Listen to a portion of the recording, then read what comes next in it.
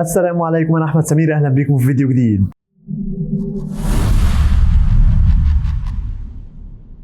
النهارده حل عرض فرايدي نايت سماك داون، بس قبل ما نبدا عايزك تشترك في القناه لو مش مشترك وتعمل لايك للفيديو، ويلا بينا نبدا في العرض اللي بدا بدخول سي ام بانك للحلبه. وطبعا سماك داون بيتلعب في شيكاغو مدينه سي ام بانك، فاتدخل واتكلم وقال ان درو ماكنتاير وعد ان هو هيكسب البطوله في وسط اهله وناسه، وفشل في الوعد ده، عكسي تماما لما انا وعدت قبل كده ان انا افوز بلقب WWE وسط اهلي وعملت كده. وكمان انا قلت ان انا هخلي حياه درو ماكنتاير جحيم، وده اللي عملته فعلا وخليته يستقيل، وما كنتش عارف ان الموضوع هيبقى سهل للدرجه دي. فدخل قطعه بول هيمن وقال له انا بحترمك يا سي ام بانك، وحتى حضنه وقال له ان انا عندي ليك خدمه وعايز منك خدمه. الخدمه اللي انا بديها لك هي اني، والنهارده احنا ماشيين سمعنا في الراديو ان احنا سماك داون هتكون في شيكاغو مدينه سي ام بانك، فسولو سيكوا ما عجبوش الكلمه دي لانه هو بيقول ان هو الهيد اوف ذا تيبل، وشايف ان كل المدن المفروض تكون تابعه ليه. فهو هيجي دلوقتي هو والبلاد لاين يضربوك، وانا اللي بقدم لك دلوقتي خدمه ان انت بقول لك بنصحك تخرج بره وتبعد علشان هم جايين دلوقتي. فسي ام بانك قال له انت بتطلب مني ان انا اهرب منهم، من شويه اوسوس حتى، يعني مش ناس انا اخاف منهم وكده. فدخلوا البلاد لاين، وسولو سيكوا قال لي سي ام بانك عندك حلين. الحل الاول ان انت تعترف بينا وبالبلاد لاين دلوقتي، الحل الثاني ان احنا هنخليك تعتزل للابد. فشفنا سي ام بانك بيقول لهم او بيسال بول هيمن بيقول له ايه الخدمه اللي انت عايزها مني، فبول هيمن قال له انا عايزك تاخدني معاك. فشفنا سي ام بانك قال لي سولو سيكوا انا بعترف ان انتوا اللي واقفين قدامي مش البلاد لاين، انتوا مجموعه من الاوسوس، وانت حتى كمان بتقول ان انت ترايبل تشيف، انت ترايبل تشيف مزيف، وانا مش هعترف بيكم. فشفنا دخول للبلاد لاين للحلبه، وبداوا يضربوا في سي ام بانك علشان قبل ما يعملوا حاجه نشوف دخول من كودي رودز، وداخل معاه مضارب بيسبول، وادى مضرب لسي ام بانك ومعاه مضرب، ووقف مع سي ام بانك ضد البلاد لاين. فقال كودي رودز لسولو سيكوا انت بتقول على نفسك الترايبل تشيف او الهيد اوف ذا تيبل، انا غلبت قبل كده ترايبل تشيف مره او هيد اوف ذا تيبل مره، وما عنديش مشكله اعملها تاني. فايه رايك يا سولو تسيبهم ورا الكواليس الليله دي وتلعبني ماتش 1 ضد 1 الليله، يعني الليله دي.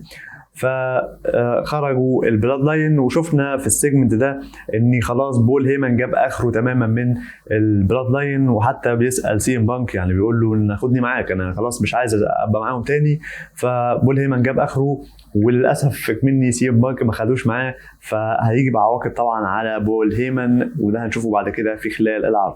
بعد كده نروح لخلف الكواليس، جيت كارجيل بتقول لي بيانكا بالير ادخلي دلوقتي وتاهلي للماني ان ذا بانك، وانا هروح اتكلم مع نيك ألدس علشان اطلب مباراه اعاده على القاب التاج تيم. فبيانكا بالير قالت لها انا هركز النهارده في المهمه بتاعتي وان انا افوز واتاهل لماني ان ذا بانك، بعد كده نروح نكسب القاب التاج تيم بتوعنا اللي احنا خسرناهم. ونشوف برضو خلف الكواليس كودي رودز ماشي فيقابل راندي اورتن وكيفن اوينز، فراندي بيقول له انت متاكد ان انت عايز تلعب سولو لوحدك؟ فكودي رودز قال له ايوه انا متاكد. كيفن اوينز قال له انت عارف اكيد ان البلاد لاين وبالذات سولو سيكوا عنده اكتر من خطه وبيخطط قبل ما بيخش الماتشات. فكودي رودز قال له انا عارف كده كويس، وعندي انا كمان خطه. بعد كده نروح لماتش ثلاثي تاهيلي لماني ان ذا بانك بين ميتشن ضد تشيلسي جرين ضد بيانكا بالير، وعملوا ماتش ممتاز بصراحه الثلاثه بينهم.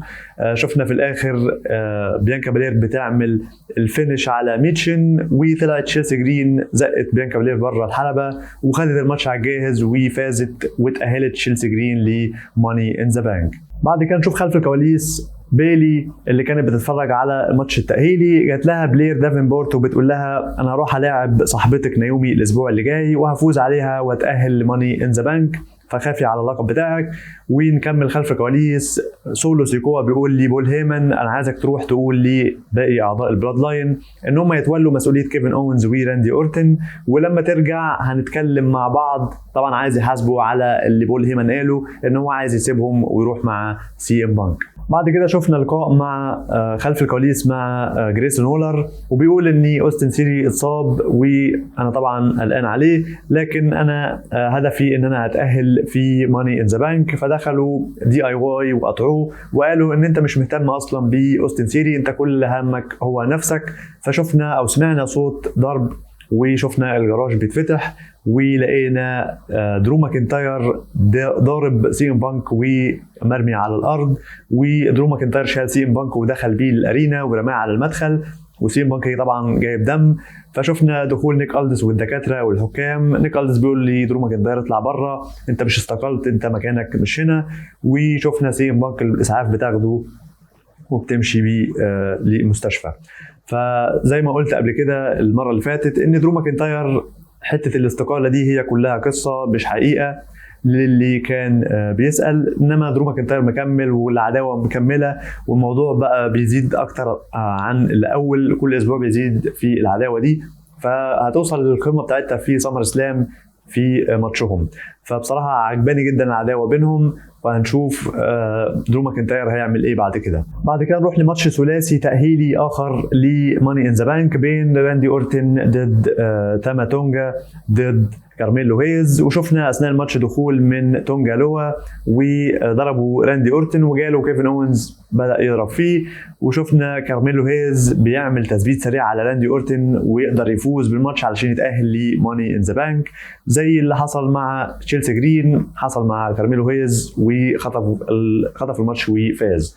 فشكل اللي بيتاهل لماني ان ذا بانك عمالين يعني بيخطفوا الفوز وخلاص، مش بيقاتلوا عشان الماتش ده. بعد كده دخل ال اي نايت للحلبة وقال لي لوجان بول عايزك تطلع دلوقتي للحلبة، فاستناه ما طلعش لوجان بول. فقال يا لوجان بول ان انا طلبت منك قبل كده ماتش على اللقب بتاعك ولقب الولايات المتحدة وانت رفضت، بعد كده رحت لك بيتك وقلت لي تعالى لي للحلبة وتكلم معايا، جيت لك اهو في الحلبة وبطلبك ان انت تيجي، برضو ما ظهرتش ومش عايز تظهر. فانا كده كده هلعبك الاسبوع اللي جاي في ماتش تأهل لماني ان ذا بانك، ومعانا طبعا سانتوس كوبار، واللي انا هعمله هفوز في الماتش ده وافوز في ماني ان ذا بانك واخد الشنطه، وساعتها هقدر العبك فعلا في ماتشنا على لقب الولايات المتحده. فدخل سانتوس كوبار متضايق من اللي قاله ال نايت، بقول له انت مين قال لك ان انت هتكسب الاسبوع الجاي؟ انا اصلا معاك في الماتش وانت مش هتكسب ولا حاجه. فاتضايق منه ال نايت وضربه، وشفنا دخول لوجان بول من ورا ال نايت وضرب ال نايت ووقف لوحده في الحلبه. فالعداوه دي مستمره برضو زي عداوه درو ماكنتاير وسي ام بانك، لان ماتشهم هيكون في سمر سلام مش في ماني ان ذا بانك. بعد كده نروح لماتش تاهل لماني ان ذا بانك ثلاثي بين اندرادي ضد كيفن اوينز ضد جريسون وولر. واثناء دخول كيفن اوينز للحلبه شفنا دخول البلاد لاين وبداوا يضربوه من ظهره وكلهم اتجمعوا عليه لحد ما شفنا دخول راندي اورتن علشان يساعد كيفن اوينز ويمسك معاه كرسي وجرى البلاد لاين بعيد. فاتلعب ماتش كويس جدا بينهم، وطبعا كيفن اوينز يعني شفنا بيتضرب من البلاد لاين، فبالتالي كان اداؤه متاثر في الماتش، لكن شفنا في الاخر فوز اندرادي وتاهله لماني ان ذا بانك. وبعد كده رحنا خلف الكواليس لتيفاني ستراتن بتقول لي ميتشن انت خسرتي في الماتش التاهيلي بتاعك في ماني ان ذا بانك، وانا الاسبوع الجاي هلعب ماتش تاهيلي لماني ان ذا بانك وهتاهل مش زيك. فدخلت نايا جاكس وضربت ميتشن وخرجت. شكل فيه يعني تفاهم ما بين تيفاني ستراتن ونايا جاكس، لان دي تاني اسبوع نشوفهم هما الاثنين مع بعض يعني متفاهمين وما بيعملوش حاجه مع بعض. هما طبعا عشان هيل مع بعض زي بعض، لكن ممكن يكون في اتفاق بينهم، وممكن نشوف بعد كده تحالف او شيء من اي نوع من الانواع دي. واعلنوا سماك داون الجاي هيبقى فيه 3 ماتشات ثلاثيه تاهيليه لماني ان ذا بانك. الماتش الاول بين تيفاني ستراتن ضد جيد كارجيل ضد كاندس لوري، والماتش الثاني بين اندي هارتويل وبالير دافنبورت ضد طبعا نايومي، والماتش الثالث بين سانتوس اسكوبار ضد لوجان بول ضد LA نايت. شفنا خلف الكواليس كايلا براكستن بتقول ان احنا مش عارفين ايه حاله سي ام بانك لغايه دلوقتي، لكن انا سمعت درو ماكنتاير بيقول لسي ام بانك ان انا هشوفك يوم الاثنين، فده معناه ان درو ماكنتاير هيبقى في ماندي نايت رو، وهنشوف ايه اللي هيحصل بعد كده. هل ادم بيرس هيستقبله ولا لا؟ فده اللي هنشوفه، وهنشوف هيعمل ايه في عرض الرو. بعد كده خلف الكواليس شفنا بول هيمن بيقول لي سولو سيكوا انا رحت عملت اللي انت طلبته مني، وقلت للبلاد لاين يتولوا مسؤوليه كيفن اوينز و راندي اورتن، وعملوا كده فعلا. لكن انا عايز اقول لك ان رومان رينز ما كانش هيعمل اللي انت بتعمله ده، وموضوع سي ام بانك هو موضوع شخصي بالنسبه لي. ولما رومان رينز يرجع فقطعه سولو سيكوا وقال له انا عايز اقول لك حاجه علشان انا بحبك، رومان مش هيرجع، ودخل للماتش بتاعه. وطبعا وسط ذهول من بول هيمن انه مش مصدق نفسه اللي بيقوله سولو سيكوا. بس انا كتحليلي الشخصي رومان رينز لما يرجع هينفخ سولو سيكوا، هنشوف هيعمل فيه ايه لما يرجع، لانه خد الموضوع خلاص اكنه لغى رومان رينز من الوجود واعتبر نفسه ان هو الترايبل تشيف. فهنشوف لما رومان يرجع ايا كان امتى فهيجلد سولو سيكوا بصراحه على اللي بيعمله ده. بعد كده نروح للمين ايفنت، ماتش بين كودي رودز ضد سولو سيكوا. وشفنا اثناء الماتش تدخل من البلاد لاين وضربوا كودي رودز علشان الماتش يتلغي، وبداوا يضربوا كلهم في كودي رودز لحد ما دخل كيفن اوينز وراندي اورتن علشان يساعدوا كودي، ووقفوا جنب كودي رودز ووقفوا كلهم قدام سولو سيكوا، وشفناه كان خايف وبيقول لهم بلاش تضربوني، لحد ما شفناه بيضحك ودخل من وراهم جاكوب فاتو وعمل سوبر كيك على الثلاثه. حاول معاه كودي رودز لكن ما قدرش، وحطوه على ترابيزه المعلقين ونط عليه من الحبل الثالث وكسر عليه الترابيزه، وشفناهم كلهم بيقفوا ورفعوا صابعهم للسماء. طبعا جاكوب فاتو للي ما يعرفوش هو مصارع كان بيلعب قبل كده في MLW، اتحاد MLW، واخر حاجه لعب معاها هي نيو جابان برو راسلينج، فمصارع ممتاز بصراحه، وانضم للبلاد لاين. فالبلاد لاين حاليا عمال بيلم من كل حته وبقى قوه بصراحه كبيره. فانهي اللي هيقدر على البلاد لاين الا لما يكون في قوه منافسه قصادها، وبصراحه قوه المنافسه حلوه برضه. يعني عندك كودي رودز، سي ام بانك، كيفن اوينز، راندي اورتن، وكمان لما يرجع رومان رينز. ف بصراحة السيناريو ممتاز بتاع البلاد لاين حاليا، وسيناريو سولو اللي هو متحكم الفردي اللي ما بياخدش رأي حد، حتى الوايز مان بتاعه ما بياخدش رأيه.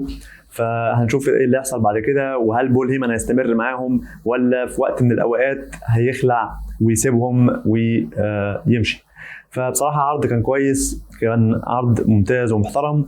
فتقييمي عرض سماك داون هو 8 من 10. قولوا لي رايكم في التعليقات تحت، واتمنى اللي عنده اي سؤال ليا يكتبه تحت في التعليقات علشان هعمل فيديو اجابه الاسئله بتاعتكم. فاللي عنده اي سؤال يكتبه تحت في التعليقات علشان احضر لي الفيديو ده. فبس ده كان كل اللي عندي الفيديو النهارده. اتمنى تشترك في القناه لو مش مشترك وتعمل لايك للفيديو. كان معاكم احمد سمير، اشوفكم ان شاء الله في فيديو جديد. سلام.